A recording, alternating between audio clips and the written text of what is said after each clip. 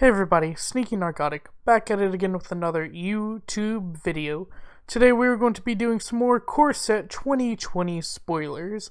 The spoilers for today are really good, so guys, before we get into it, please let me ask y'all to like, share, subscribe, do all the usual YouTube stuff. It would really help me out a lot, and I'd greatly appreciate it. So let's get started, guys. First card of the day, Captivating Gyre. 4 generic mana, 2 blue. It's a sorcery, it's an uncommon. Return up to 3 target creatures to their owner's hand. And the flavor text reads, "That's enough of that. Atimesis All-Seeing." Which is the Sphinx that we just saw released yesterday. So for 6 mana, returning 3 target creatures to their owner's hands, I guess the mana is kind of on par because it's like 3 different Blink of an Eyes if you want to look at it like that. Although Blink of an Eye is an instant speed instead of sorcery, so it's comparable. I don't know if it's worth it, to be honest.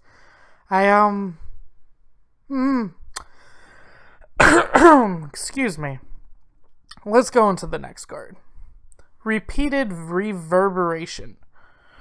2 generic, 2 red, instant rare. When you next cast when you next cast an instant spell, cast a sorcery spell, or activate a loyalty ability this turn, copy that spell or ability twice. You may choose new targets for the copies. It's in the nature of fire to grow. So for 4 mana, being able to do what I see this being most likely going to be in is like, I can see Ral, somehow Ral Storm Conduit's going to make this card ridiculous because it just seems like it will. I don't know how to explain it better. It just seems like this will make this card ridiculous. I see this in like Jeskai control using Teferi. Teferi's +1 to draw 3 cards, untap 6 lands at your end step. That's pretty good.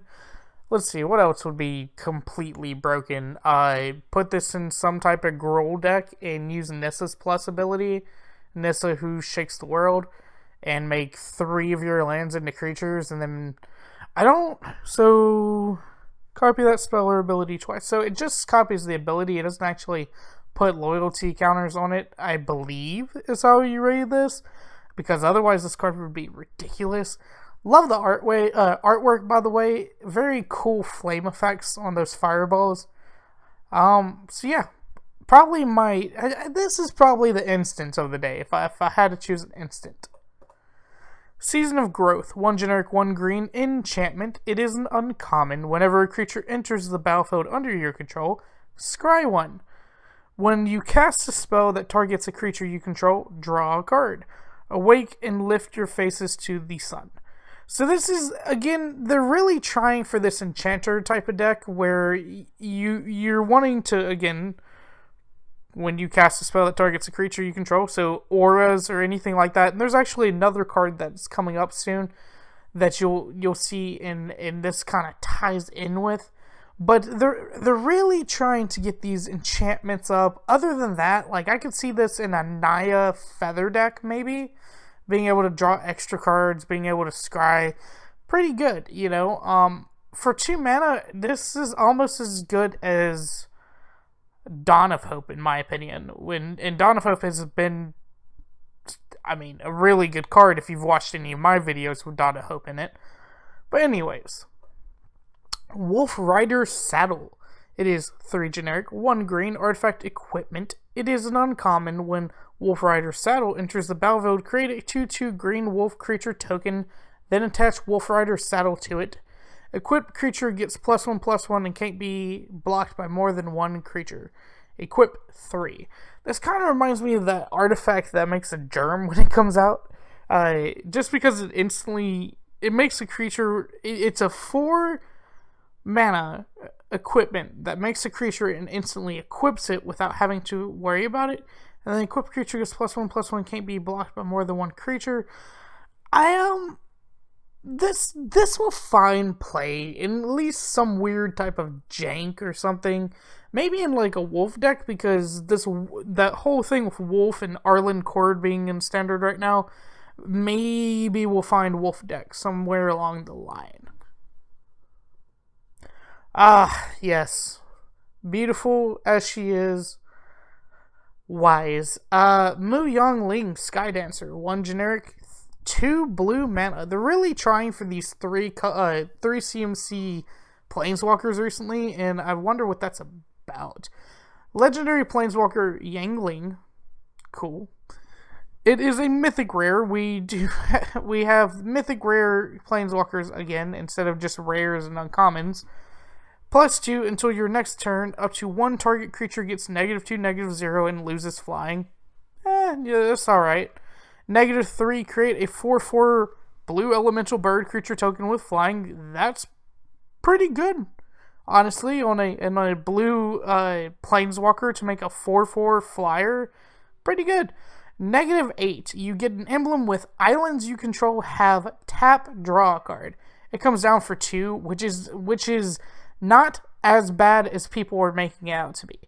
Now it's gonna, according to I won't say the YouTuber, but I saw a YouTuber earlier today on Twitter say, yeah, it's gonna take you forever to get to that ultimate. Well, I mean, yes and no. Right now we have Teferi's Oath still on there.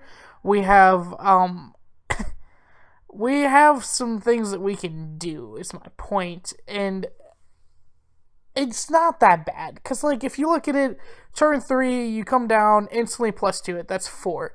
Turn 4, you +2 it, that's 6. Turn 5, you +2 it, that's 8. Turn 6, you ultimate. And then, the other thing to mention about this is that on the ultimate, it says islands, and not just basic islands. So, shocklands are included in this, and if you have the old, really freaking old alpha lands, I believe, alpha and beta lands like Savannah and Tundra and all those cards, yeah, those are considered as well. Other than that, this is going to be really cool for my commander deck. For those that follow me at all, I have a mono blue commander deck, and I'm looking forward to adding this card to it. It's gonna be really relevant. I believe it'll be really cool to play with. Cavalier of Dawn, 2 generic, 3 white mana, creature elemental knight. It is of mythic rarity. It has vigilance. When Cavalier of Dawn enters the battlefield, destroy up to 1 target non-land permanent. Its controller creates a 3/3 colorless golem artifact creature token. When Cavalier of Dawn dies, return target artifact or enchantment card from your graveyard to your hand. And it is a 4/6. So, it's a 5 mana 4/6 that it replaces something. It doesn't necessarily destroy something. I do like that it is a non-land permanent and not just creature, artifact, enchantment. So this can hit a lot of things. I wish, honestly, that it would just say permanent, so that way it would even hit lands if you're going to replace it with a 3/3 colorless golem. Granted, the colorless golem is not going to be able to do anything to the Cavalier of Dawn, so that's pretty good. It's asking for a lot. Like, every single time any player sees 3 of 1 color in the CMC of a creature, that's basically saying you're going to have to play mono or just barely splash a different color. So for this, you would have to play like mono white. And artifacts and enchantments, granted, artifacts are brown, they don't have a color. Enchantments, there's not really, there's like Hieromancer's Cage and Ixalan's Binding. So I guess if you're going to go for that little exile enchantments that maybe have just gotten destroyed from, like, I don't know, a Thrashing Brontodon that they just reprinted or something like that, then I could see this card being played. Yeah, 4/6 Vigilance, sure, why not? Elemental Knight, Elemental probably is going to come into play here. I'm wondering if this is part of a cycle, because I know there was another Knight, the Cavalier. Yeah, there was another Cavalier in red. So I'm wondering if this is part of a cycle. Scholar of the Ages, 5 generic mana and 2 blue. This wizard costs a bunch of crap. Creature, human wizard, uncommon. When Scholar of the Ages enters the battlefield, return up to 2 target instant and or sorcery cards from your graveyard to your hand. Up to 2 target instants and sorcery cards. 2 targets, instants, or sorcery cards. Does this technically mean 4 cards from your graveyard to your hand? It looks like it. With the whole, if you read it like this, return up to 2 target instant and sorcery cards from your graveyard to your hand. It sounds like it means 4 cards, but I don't know. And again, I'm not a judge. I'm a player. Eventually, I'll get my judge license, and then we can have this whole English debate here. But I don't think this card's worth its CMC. If it's only 2 cards, honestly, I don't think it's worth its CMC to begin with, because for 7 mana, you better be doing more than just being a body that gives me my instants and sorceries back. But we'll see. You never know the new meta, Here's a card I think will actually see play. Knight of the Ebon Legion. It is 1 black mana creature, vampire knight. Vampire is, as you'll see a little later in the video, is going to be a little bit relative here in a second. So it's a rare, 2 generic and a black. Knight of the Ebon Legion gets +3/+3 and gains Death Touch until end of turn. Whenever you see a card like that, that instantly makes it draftable, makes it sealable. So you'll definitely see this in Draft and Seal just because you can pump it and pump it. It doesn't say you can only do it once, so if you have 6 mana, you can make this it's a 1/2, you can make it a 7/8, yeah. And that's pretty powerful, especially with it also having Death Touch. At the beginning of your end step, if a player lost 4 or more life this turn, put a +1/+1 counter on Knight of the Ebon Legion. I like that. I guess so some people might not know this. In core sets, they kind of add things that you wouldn't normally see. Like back here, where did it say? Yeah, it shows you what Scry is. And that's because a lot of times in core sets, they encourage new players. And for LGS is to go find new players. And with that, they try to make sure that it's easier to understand Magic, and they define things that normal players would know, like scrying. So that damage causes loss of life. Put at the beginning of your end step, if a player lost 4 or more life this turn, damage causes loss of life. I don't know why they put that, honestly. Duh.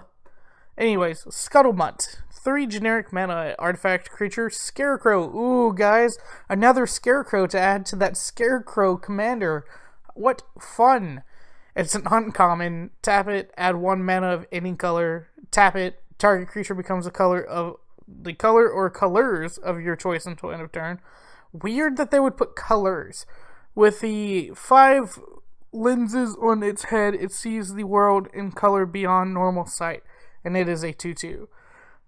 This isn't the best artwork, and I apologize. I have to pull these things offline, and especially with it being spoiler season, you get a limited pull. So I apologize for some of the artwork if it's not as visible, but yeah, this is a 2/2 Scarecrow for 3 that is also a mana rock.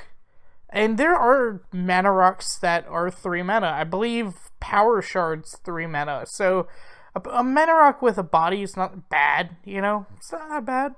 So I like it. I think you'll see play in like a brown deck or something like that. I definitely think you'll see play. Herald of the Sun. Another angel to add to the angel tribe. It is 4 generic, 2 white mana. Creature, angel, uncommon, flying. 3 generic, 1 white. Put a +1/+1 counter on another target creature with flying. Do not be afraid of the darkness or the clouds. Light will shine through them both. And it is a 4/4. So, it's an uncommon. Probably won't see play. Masterful Replciation. This card, guys, was almost good. It was almost good. 5 generic, 1 blue, instant, rare. Choose one. Create 2 3/3 colors golem artifact creature tokens.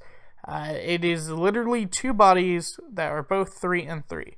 So that for 6 mana is kind of on par. You know, you equate 1 power and toughness per mana there. Yeah, sure. And it's not like it's a hard mana cost. You know, 1 blue mana and 5 generic is not hard to find. Even in a 5 color deck, you can normally find a blue mana here. So, the other thing, choose an artifact you control. Each other artifact you control becomes a copy of the artifact until end of turn. That's pretty cool. And maybe Power Shard would probably be the coolest thing to see it happen with. But the whole thing that would have been cool is if it wouldn't have said till end of turn. If it would have been, let's say 9 mana, and it would have just been a copy of target artifact, then it would have been super cool. Super cool. But, of course, it just says until end of turn. So, let's look up Power Shard real quick on my phone. Power Shard images.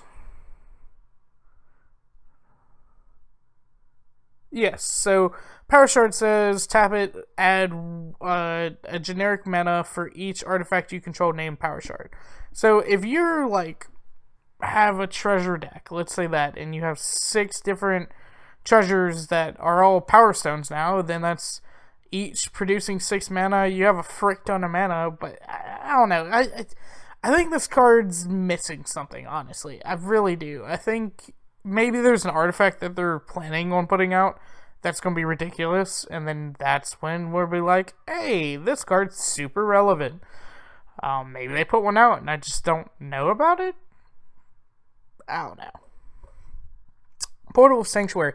This card I'm really excited about. This artifact here, probably the artifact of the day. 2 generic, 1 blue, artifact, uncommon, 1 generic, and tap it, return target creature you control, and each aura attached to it to their owner's hand. Activate this ability only during your turn. If you need to disappear for a while, I know a place.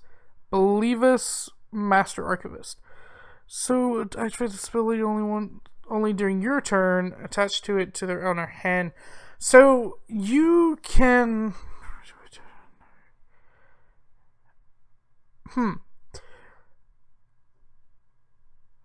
I think this card's cool for the Estra deck. That's really what I think it's cool for, because there's certain auras that you put down, and they have to attach to a creature you own, and then they do something cool, but you're like, that sucks. So being able to return them and then play them and then return them and then play them and return them and then play them and return them and play them, even if you're returning that creature, is pretty good, pretty fun. I don't know necessarily what in standard I'd want to see this on, per se. I really don't know. I'm interested to see how this works with Kaya's ghost form, though, because if you return target creature you control and each aura attached to it to their owner's hand, well then, no, because the aura dies anyway. So, I wonder how this works with Kaya's ghost form. That's what I want to know. And I doubt there's some broken combo or anything with Kaya's ghost form where somehow it splits or something.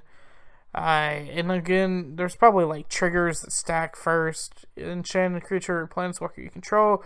When enchanted permanent dies or is put into exile, return that card. Okay, so never mind. It's not even a die or exile trigger. So shut up, narcotic. Shut up.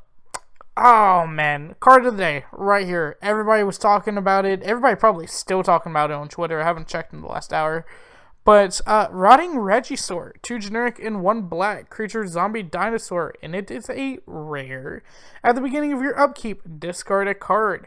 Now that's a zombie, Madras of Zargoth Fen. It is a 7/6 for 3 freaking mana.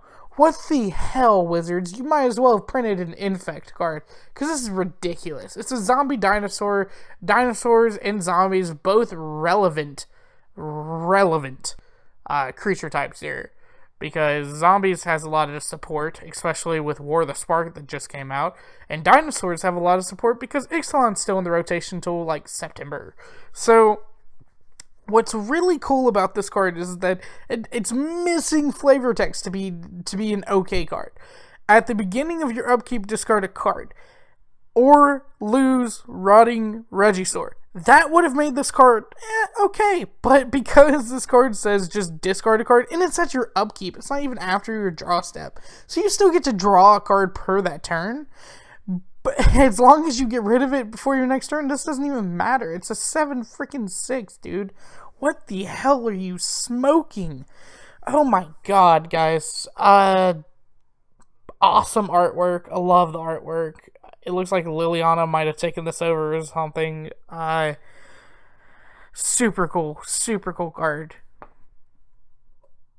Marauding Raptor. 1 generic, 1 red creature dinosaur, and it is also a rare.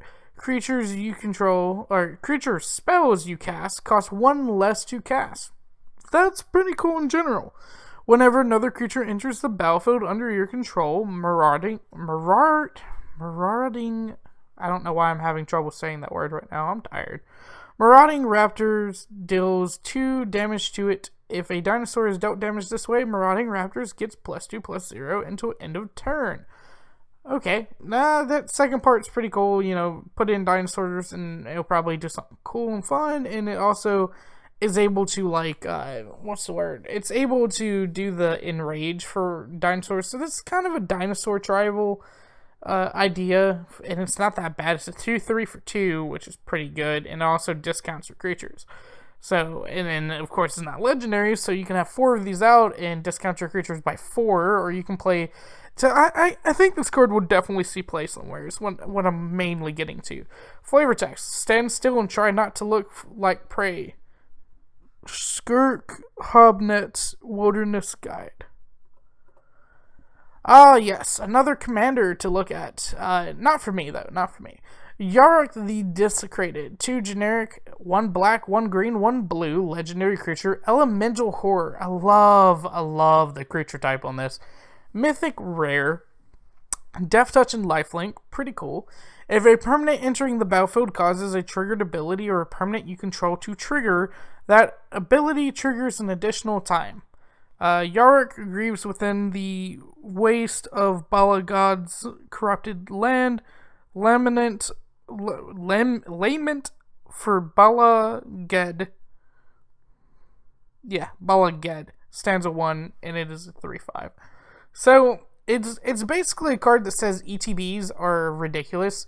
ETBs will double up, and that's pretty cool in my opinion. You know, put Spark Double in it, and then ETBs are going to be extremely doubled up, and just go up from there. That's pretty cool. Ah, yes, another 3-drop Planeswalker today. This is what I was talking about when I said vampires are going to be super relevant. So, Sorin Imperious Bloodlord. 2 generic, 1 black, legendary Planeswalker. It's a Sorin. And it is of mythic rarity. Love the artwork, by the way, although Sorin has a huge freaking head. Well, forehead, I should say. +1, target creature you control gains Death Touch and Lifelink until end of turn. If it's a vampire, put a +1/+1 counter on it. Super cool.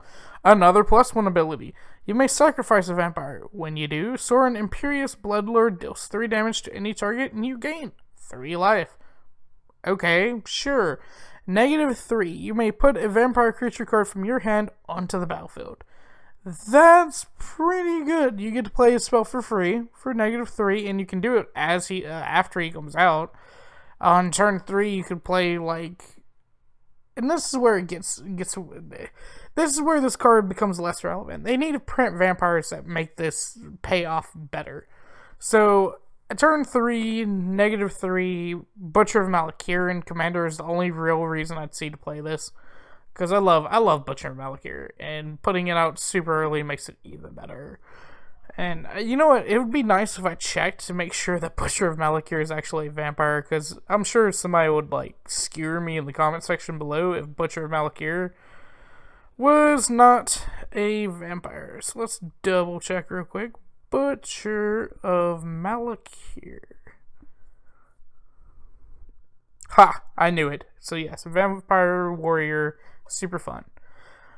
Here's a cool flavor text card if anybody wants to see the funniest card of the day. Fry, 1 generic, 1 red instant. It's of uncommon rarity. This spell can't be countered.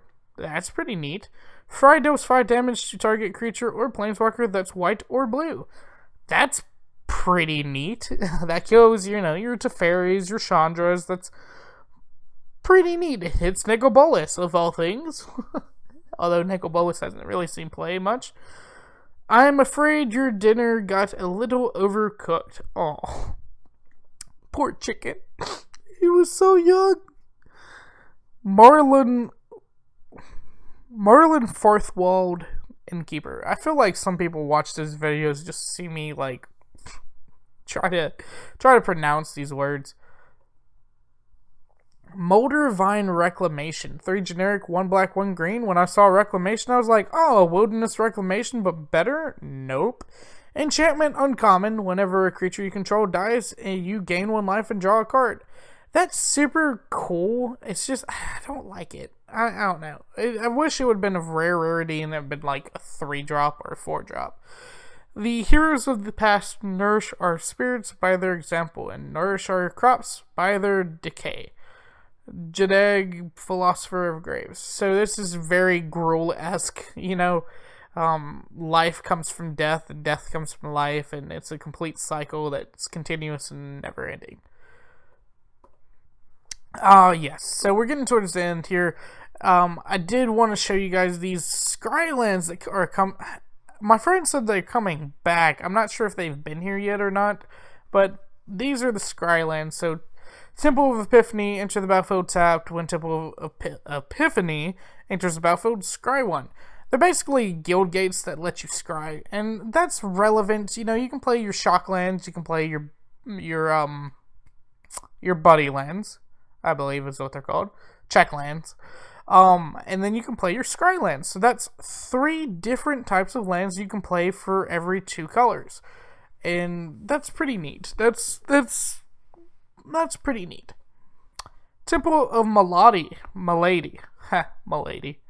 Love the artwork. Super cool artwork on both of these.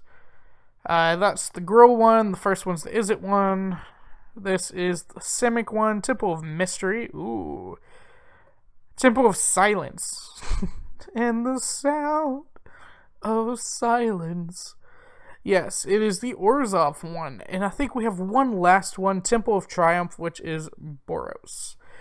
I just wish they had flavor text. That's all I care. And so somebody else mentioned this. They keep on nodding to Theros with the Greek. And Theros is based off of Greek mythology and Greek background. If you look on each one of these, it kind of looks, except for maybe Temple of Silence, each one of these looks very Greek, very Theros. And so everybody's nodding towards Theros right now, thinking that that's where we're going to go in the next set. And more than likely probably will, because Gideon is maybe in the underworld with, jeez, I can't think of her name right now. Elspeth. Yes, Elspeth. They're both supposed to be in the underworld right now, so that might be where we might go. Super white mythic planeswalkers, that would be cool. Anyways, not the point. Last card of the day. And of course, I don't have the actual English version.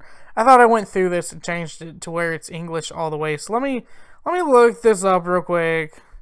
Thankfully, I have it tabbed on my phone, so I can do this. Leyline of Abundance. It is a 2 generic, 2 green enchantment. Rare. It's a Leyline, so it has that ability. If it's in your opening hand, you may begin with it on the battlefield. When you tap a creature for mana, add an additional green mana. So it doesn't actually have to have green mana to tap. You can tap it for red, you can tap it for blue, but it also taps for an additional mana that is green. Pay 6 mana and 2 green. Let's redo this. 6 generic mana and 2 green mana. Put a +1/+1 counter on each creature you control. So the cards, I'm thinking this, the type of deck I see this in, of course, the mana rock deck, and that's going to be like an elf tribal, because that's exactly what elves do. They tap for mana. Let's go through a list of mana tappers. Llanowar elves. Llanowar Envoy, I believe. Why do I do this? I can't believe it. There's just believe me that there's a frick ton of elves, and I Elf of Rejuvenation, I think. God, really, guy? Really? Sneaky Narcotic? I can't believe it right now. Guys, I'm so off my game. Anyways, I think this Leyline will be super cool in that, like, elf ball deck you see from time to time. Oh, that legendary elf that gets +1/+1 for every single time you put an elf down, and then it can tap for an amount of green that is equal to its power. That's another card that this will be super cool with. So I just think elf ball is going to be super ridiculous, you know. It's already a good deck to play as is, but it will also be a good deck to play with Leyline already out, or Leyline on the field afterwards. Doesn't matter. So anyways, guys, that's the end of the video. Thank y'all for watching. Please like, share, subscribe, and I will see you guys in the next video.